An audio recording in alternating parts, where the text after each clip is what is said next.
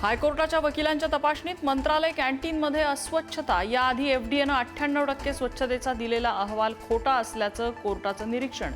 परवाने रद्द न करता सुधारणेची नोटीस देण्याचे निर्देश।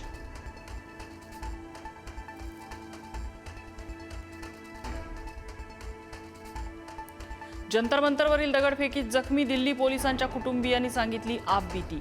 पोलिसांवर काचेच्या बाटल्यांनी हल्ला। सोशल मीडियावर ट्रोलिंगलाही जावं लागतंय समोर।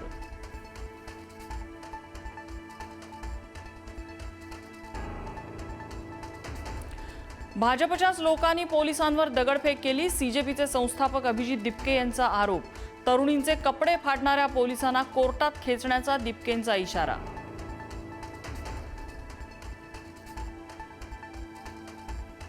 गृहमंत्र्यांचे हात विद्यार्थ्यांच्या रक्तानं माखलेत।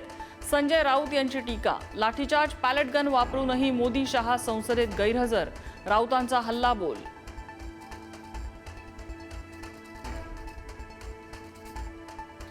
विरोधकांच्या गदारोळानंतर लोकसभा राज्यसभेचं काम 3 ऑगस्टपर्यंत तहकूब।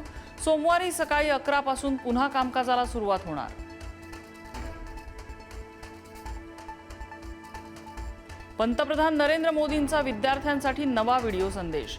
देशाच्या परीक्षा पद्धतीत बदल गरजेचा। विधेयकामुळे परीक्षा पद्धत अधिक मजबूत आणि पारदर्शक होईल। मोदींनी व्यक्त केला विश्वास।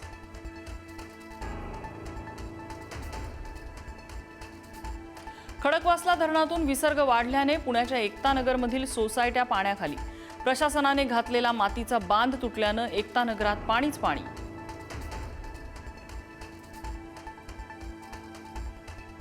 विदर्भात पावसाचा हाहाकार। पूरस्थितीनं जनजीवन विस्कळीत। वर्धा, वाशिम, अकोला, अमरावतीला मोठा फटका। प्रशासन अलर्ट मोडवर।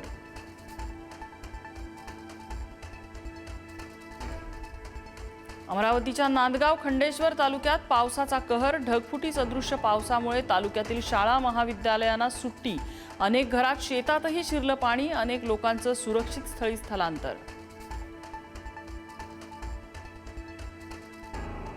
अमरावतीच्या राजुरात पुरात अडकलेल्या 7 जणांची सुखरूप सुटका।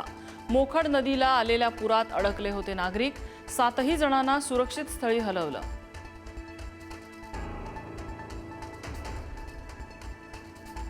राज्यातल्या धरणांमध्ये सध्या केवळ 63.25% पाणीसाठा। जुलै महिना संपत आला असतानाही धरणांमध्ये अपेक्षित जलसाठा नाही। मराठवाड्याची चिंता कायम। कोकण, पश्चिम महाराष्ट्राला काहीसा दिलासा।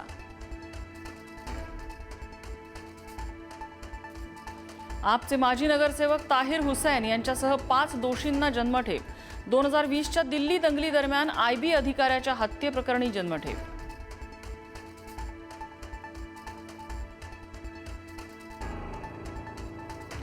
इस्रायल आणि हमास यांच्यात ऐतिहासिक शांतता करार झाल्याचा ट्रम्प यांचा दावा। मात्र दोन्ही देशांकडून याला दुजोरा नाही।